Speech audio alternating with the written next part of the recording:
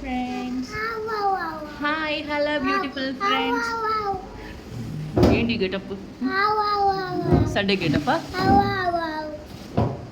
ఈరోజు ఏం చేస్తున్నారు కన్నయ్య మన ఇంట్లో? ఏ ఫిష్ కర్రీ అని చెప్పు.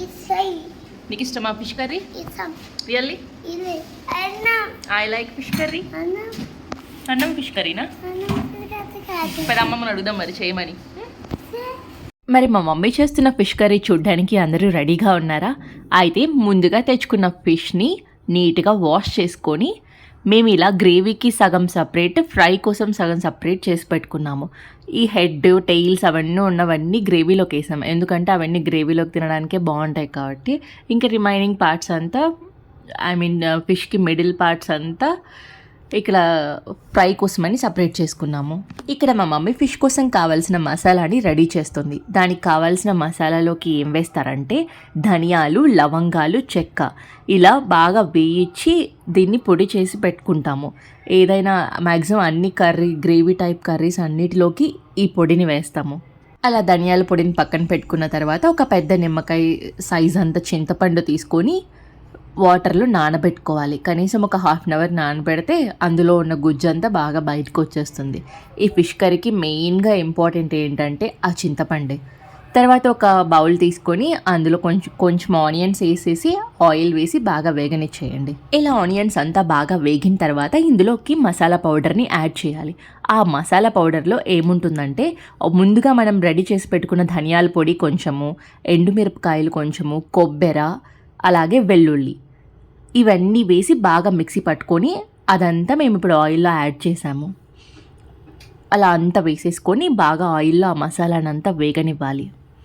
ఈ మసాలా అంతా ఆయిల్లో వేపుతున్నప్పుడు మంచి స్మెల్ వస్తుంది. ఫిష్ కర్రీ చేయడం చాలా కష్టం అనుకుంటాం, కానీ చాలా సింపుల్ అని నాకు ఆ రోజే అర్థమైంది. బికాజ్ నేను ఎప్పుడు మా మమ్మీ చేసేటప్పుడు చూడలేదు, అదే ఫస్ట్ టైం చూసాను. అందుకే వీడియో రికార్డ్ చేసి పెట్టుకున్నాను, నాకు కూడా యూజ్ అవుతుందని. నెక్స్ట్ రాళ్ళ ఉప్పు యాడ్ చేసాము. యాక్చువల్లీ రాళ్ళ ఉప్పుని వాడడం వల్ల గ్రేవీస్ ఇంకా చాలా టేస్టీగా వస్తాయి. పూర్వం అంతా ఈ రాళ్ళ ఉప్పునే వాడేవాళ్ళు. అలాగే కొంచెం పసుపు కూడా యాడ్ చేసుకొని బాగా కలుపుకోవాలి.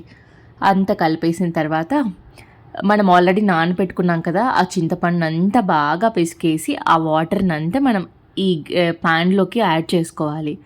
ఇలా మొత్తం నీట్గా పిండేసి పిప్పి అంతా పడేసి ఇంకా ఆ వాటర్ని అంతా నీట్గా వేసుకోవాలి. యాక్చువల్లీ ఈ చేపల పులుసులో పులుపు కొంచెం బాగా ఉంటేనే తినడానికి బాగుంటుంది. అలా అంతగా వేసేసాక ఇంకొంచెం వాటర్ యాడ్ చేసుకున్నాము.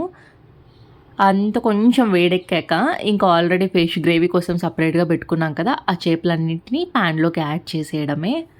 మీకు ఫిష్ రెసిపీస్ తినడం ఇష్టమా? నాకైతే అసలు ఇష్టం ఉండేదే కాదు. యాక్చువల్లీ దాని స్మెల్ అంటేనే పడేది కాదు.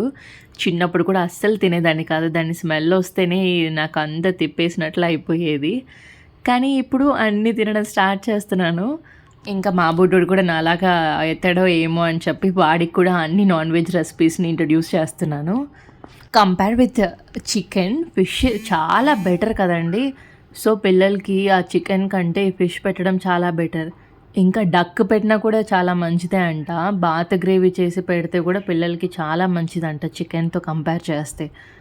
గ్రేవీలో పెట్టుకున్న చేపలన్నింటినీ ఒక 10 మినిట్స్ తర్వాత ఉడికిచ్చి ప్లేట్ తీసి చూస్తే ఇలా అవుతుంది. ఇంకొక 10 మినిట్స్ ఉడికిస్తే ఇంకా సాఫ్ట్గా అయిపోతుంది. ఆ వాటర్ అంతా కొంచెం గుజ్జుగా అయితే మనం తినేటప్పుడు బాగుంటుంది. ఇలా వాటరీగా ఉంటే ఎక్కువ తినాలనిపించదు. చూడండి ఆల్మోస్ట్ అయిపోయింది. ఇంకా కొందరు దీన్ని అల్లము, కొత్తిమీర, కరివేపాకు అని ఏవేవో యాడ్ చేసుకుంటూ ఉంటారు. మేమైతే ఈ చేపల పులుసుని ఎండుమిరపకాయలు, కొబ్బరి, వెల్లుల్లి, ధనియాల పొడి, చింతపండు, ఉప్పు, కారం, పసుపు అంతే అండి. ఇవి వేసి మాత్రమే ఈ చేపల పులుసును చేస్తాము. అంతేనండి. ఈ చేపల పులుసు చేయడం చాలా ఈజీ కదా. నెక్స్ట్ టైం నేను కూడా ఓన్గా ట్రై చేస్తాను without my mummy help. Next ఇక చేపలు ఫ్రై చేసుకుందాము. దానికి ఒక ప్యాన్ పెట్టేసుకొని కొద్దిగా ఆయిల్ వేసుకోవాలి. వీటికి ఆయిల్ మరీ ఎక్కువగా పట్టదు. ఈ చేపలన్నిటికీ మైదా అన్న కార్న్ఫ్లోర్ అన్న ఏదైనా ఒకటి కలుపుకోవచ్చు, లేదైనా రెండైనా కలుపుకోవచ్చు. ఏదైనా ఒకటి లేకపోయినా ఇంకొకటైనా కలుపుకొని బాగా చేపలకి అంటుకునేలాగా బాగా మిక్స్ చేసి పెట్టుకోండి. ఇక్కడ మా మమ్మీ చూపిస్తున్నారు కదా, అలా నీట్గా కలుపుకొని పెట్టుకోవాలి. ఆయిల్ వేడైపోయింది కదా, ఇప్పుడు కార్న్ఫ్లోర్ మిక్స్ చేసుకున్న చేపల్ని తీసుకొచ్చి ఆయిల్లో వేసి బాగా వేపుకోవాలి 2 సైడ్స్. మీకు చేపల పులుసు తినడం ఇష్టమా, ఫ్రై తినడం ఇష్టమా? నేనైతే రీసెంట్గా స్టార్ట్ చేసినప్పుడు ఎక్కువగా ఫ్రైయే తినేదాన్ని. అసలు చేపల పులుసులో ఉండే పీస్ని అసలు ముట్టుకునేదాన్ని కాదు. ఎందుకంటే నాకు అదొక రాగా అనిపించేది. ఈ ఫ్రై అయితే అంతగా నేను ఆ ఫిష్ని తిన్న ఫీలింగ్ రాదు. ఎందుకంటే కంప్లీట్గా వేగాక డిఫరెంట్ టేస్ట్ వస్తుంది కదా, స్మెల్ కూడా ఏమీ ఉండదు కదా. సో అందుకే ఎక్కువ చేపల ఫ్రైనే ప్రిఫర్ చేస్తాను. ఇలా గోల్డెన్ కలర్లో వచ్చాక వాటన్నిటిని ఫిషెస్ని పక్కకు తీసి మసాలా పౌడర్ అంతే దీనికి బాగా పట్టించాలి. ఈ మసాలా పౌడర్లో ఏం వేసామంటే ఆల్రెడీ చేపల పులుసుకి వేసాం కదా, సేమ్ మసాలాలోని జస్ట్ ఉప్పు పసుపు యాడ్ చేసుకోవాలి అంతే. అంతేనండి, చేపల ఫ్రై రెడీ అయిపోయింది. ఆ ఫిష్ కర్రీస్ అన్నీ రెడీ అవ్వగానే ఫస్ట్ నేనే తినేసాను.